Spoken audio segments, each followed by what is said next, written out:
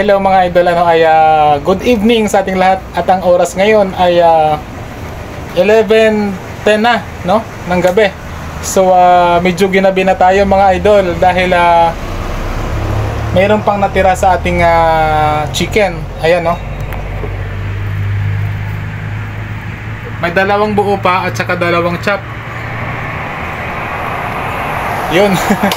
So hindi naman natin pwede ibenta kinabukasan dahil iba na yung lasa niyan at siyempre natutuyo yung loob ng manok, no.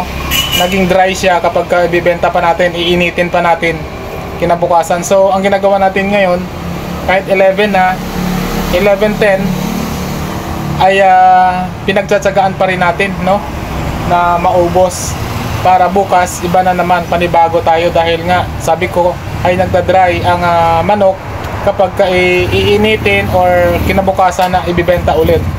Nag-iiba talaga ang lasa. So ngayon ay medyo ngayong araw ng Monday, no, ay medyo mahina ang ating bentahan. Hindi tayo nakaabot ng quota mga idol. Ang quota kasi natin dito ay from 4 PM ng hapon, 4 PM to 10 PM. Inabot na tayo ng 11, hindi pa tayo nakaubos, no. Ang quota natin dito ay 25 pieces. 25 pieces na manok lahat-lahat. So 18 lang ata ang ating naibenta ngayon mga idol, no. Mahina ngayong araw ng Monday. So habang nagbibilang ako dito, magbibilang ako ng ating benta, no. Ito yung ating benta mga idol. Inayos ko na. Ayan. So bibilangin ko sa inyo, 18 pieces yung ating napaubos na manok.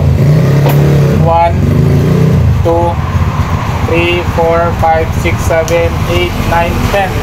1,000. 1, 2, 3, 4. 4,000. 1, 2, 3, 4, 5. 5 plus 1,000. 6,400 lang yung ating benta ngayon, no? Sa 18 pieces. So 18,550 dapat. Kaso yung buena mano natin ay ito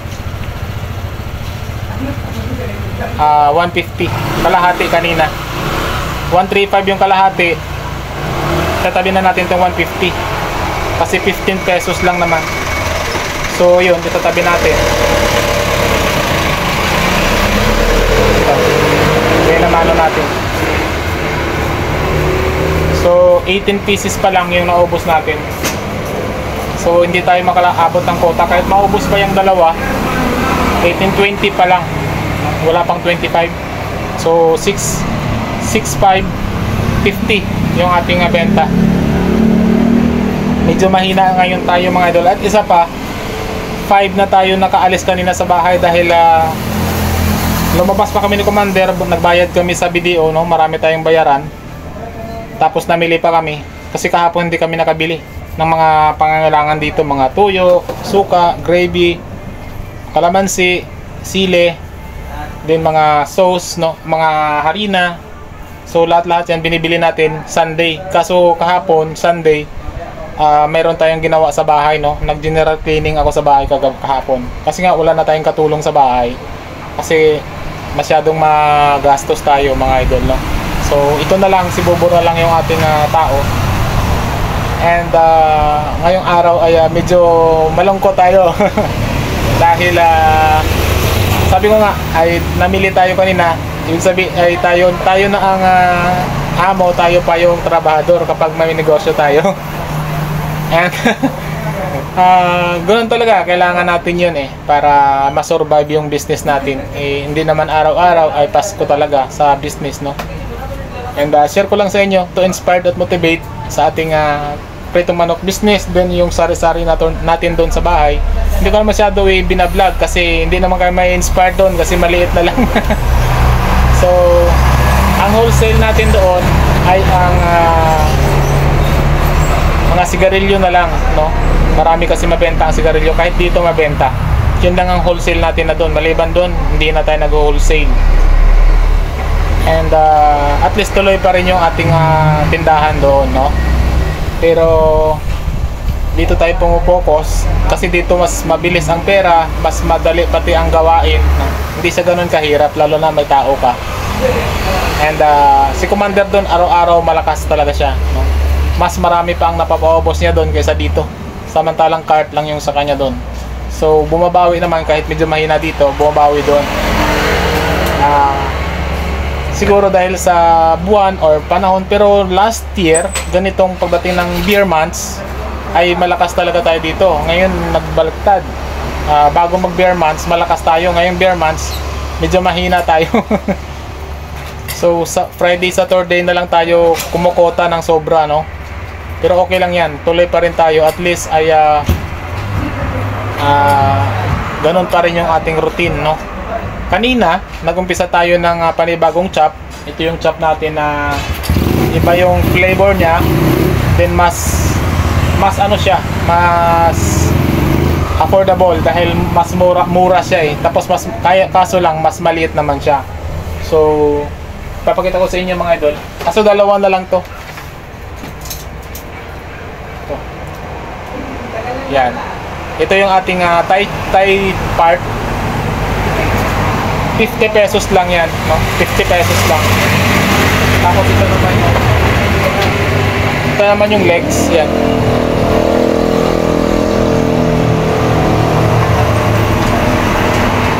₱30 lang. Mas affordable, mas malaki, mas masarap. Kasi para siyang mga sikat na fast food yung kinuha nating lasa, ganun. So in-improve natin siya ng kaso ngayon lang tayo nag-start. Pero dalawa na lang natira, marami yan. So, kaya naiwan yung ating buo kasi mas marami na bili dito sa chop. So, iniisip ko nga na liliitan ko yan para hindi maiwan yung buo kasi naiiwan yung malalaki. Pero kung Sabado, Biyernes, mas malakas talaga ang buo. Kaso ngayon, marami kasi tayo chop na bago. Siyempre, nauna bilhin ito kasi mas affordable kaysa doon. Pero, tatry natin na kasi ngayon lang, trial pa lang naman ngayong araw. Nag-start pa lang ako ng panibago. So, kasi usually ang chop natin dito ay breast and legs lang. So, ngayon may legs na tayo, may wings na tayo, may thigh part na tayo. So, 4 na klase na yan yung ating pinaano natin eh. Kasi marami naghahanap ng mas mura, mas maliit. Kaya pinaliitan natin para mas affordable sa customer, no? At saka pinaganda natin yung lasa. In-improve natin siya. So, kaya mas mabenta siya ngayon. Okay lang yan. And yun lang, chika-chika lang bago, kasi mag-alas 11 na, tahimik na. Wala na masyadong mga sasakyan. Ayan. Wala na. Ayan, wala na basta tayo. Ayan. Ito yung ating pwesto, munting pwesto. Ayan. Kaibigan natin. Ayan, wala na masyadong tao. Wala na rin sasakyan. Wala na rin sasakyan. Kunti na lang dumadaan. Meron pa rin naman, kaso ko kunti na lang. So ayan, ito na lang natira sa ating chicken. So yan na lang yung natira. Yan, wala na rin tao dito sa 7-Eleven, oh. So tsatsagaan ko yan, tsatsagaan ko talaga. Kasi nga hindi natin may bibenta bukas. Kahit uulamin pa natin yung isang buo dyan, may isang buo pa rin. So anong gagawin natin dyan? Alangan naman na ipamimigay natin yan. Kailangan kasi maubos talaga para panibago na naman luto kinabukasan. And yun lang, chika-chika lang sa inyo mga idol, no? To inspire at motivate, kailangan talaga ay sipag at syaga sa pagdating sa negosyo. Yung iba nga dyan ay alas 3 ng madaling araw pa lang, alas 4 ng madaling araw nagbubukas na ng sari-sari store, no? Dati naranasan ko yan, may sari-sari store pa kami. Pero ngayon ay hapon na tayo nagtitinda, no? Kaya lang naman tayo nalilate dahil nga minsan late yung manok, tapos may lakad tayo. Yun, medyo late tayo kanina kasi may lakad tayo namili tayo. So yun lang, ay chika lang sa inyo, share ko lang sa inyo. Medyo mahina ang buo natin bestseller kasi yan dahil ito ang mas mabenta yung bagong chop natin, no? Effective siya mga idol dahil mas mabenta, dalawa na lang natira. Pero naiiwan yung buo. So okay lang yan, at least alam na natin kung paano. And yun lang, kaya maraming salamat pala, no, sa patuloy din na pagsuporta dyan sa ating YouTube channel, no, at saka sa mga bagong subscriber dyan. Comment lang kayo at siyempre lahat yan babalikan natin. Then wag naman po skip ang ads dahil siyempre lahat naman tayo gustong kumita dito sa YouTube, no. So tulungan na lang tulungan na lang tayo, no. Hindi na nga ako nakakapag-live dahil busy talaga kapag may negosyo tayo, lalo na dalawa na ito.